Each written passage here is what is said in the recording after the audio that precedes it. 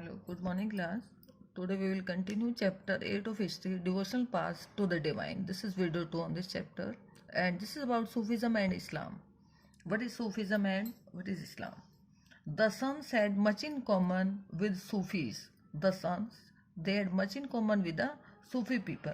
So much so that it is believed that they adopted many ideas of each other. Sufis and sons, they adopted each other's ideas.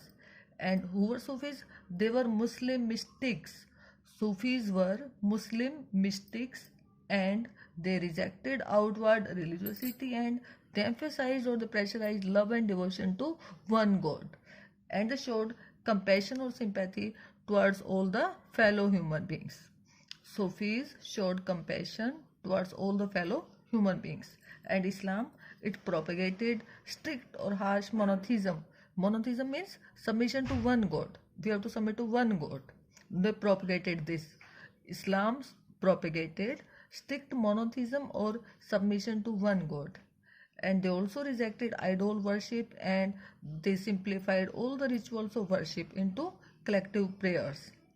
And at the same time, Muslim scholars developed a new law and that new law was called Shariat. That was about Sufism and Islam. Now, Sufi saints of Indian subcontinent. Who were the Sufi saints of Indian subcontinent? These were Baba Farid of Punjab, Khawaja Moinuddin Chishti of Ajmer, and Kutubuddin Bakhtiar Khaki of Delhi, and Banda Nawaz Gisudiraj of Gulbarga. These were the Sufi saints of Indian subcontinent. Then we are going to discuss about Mirabai. The tradition included the saints like Dadu Dayal, Ravidas and Mirabai. Who was Mirabai? She was a Rajput princess. She was married into a royal family of Mewar. Mirabai, she was a Rajput princess who was married into the royal family of Mewar in the 16th century. Then she became a disciple of Ravidas, who was a saint.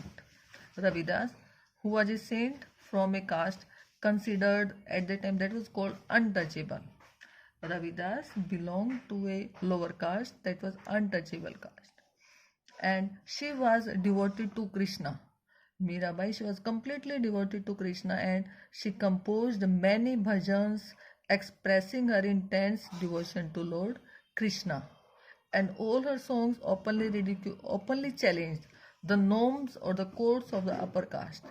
And all the songs of Mirabai, they became very famous with the masses in Rajasthan and Gujarat. The songs of Mirabai, they became popular or famous among the masses in Rajasthan and Gujarat. Now we will have a closer look at Kabir. Who was Kabir? Kabir was born into a weaver family.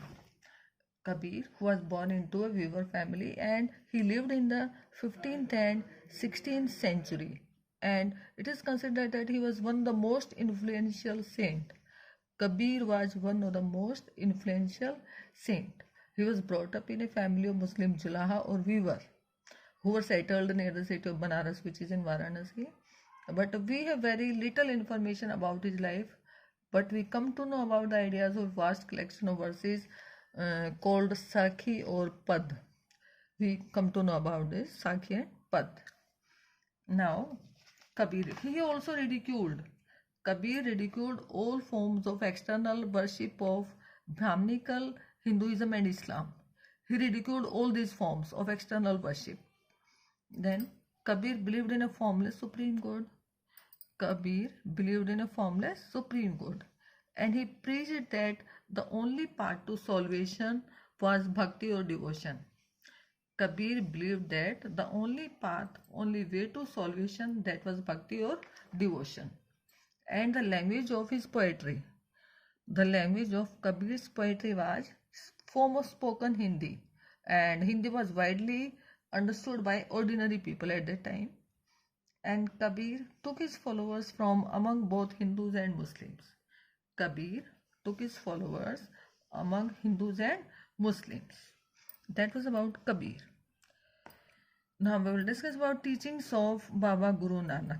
What were the teachings of Baba Guru Nanak? The major teachings of Baba Guru Nanak. He emphasized the importance of worship of one God. Baba Guru Nanak emphasized the importance of worship of one God. And Baba Guru Nanak, insisted that caste, creed, or gender, male or female, these were irrelevant. It means these were not necessary for attaining liberation or freedom.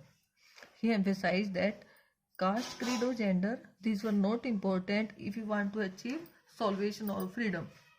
And he used the term, Guru Nanak, he used the term Nam, Dan, and Isnan. What is the meaning of this term, Nam, Dan, and Isnan? Nam means right worship. The meaning of Nam is right worship. Then Dan, it means welfare of others. We should do work for the welfare of others. And Isnan, it means purity of conduct. And Guru Nanak also underlined the importance of right belief and worship and honest living. He emphasized the importance of right belief, worship, and honest living. That was about the teachings of Baba Guru Nanak. Then the terms of this chapter: hospice. First term is hospice. It means house of rest for the travelers. This is called hospice. House of rest for the travelers, specially kept in a religious order. That is called hospice. Then hagiography. It means writing of saint's life.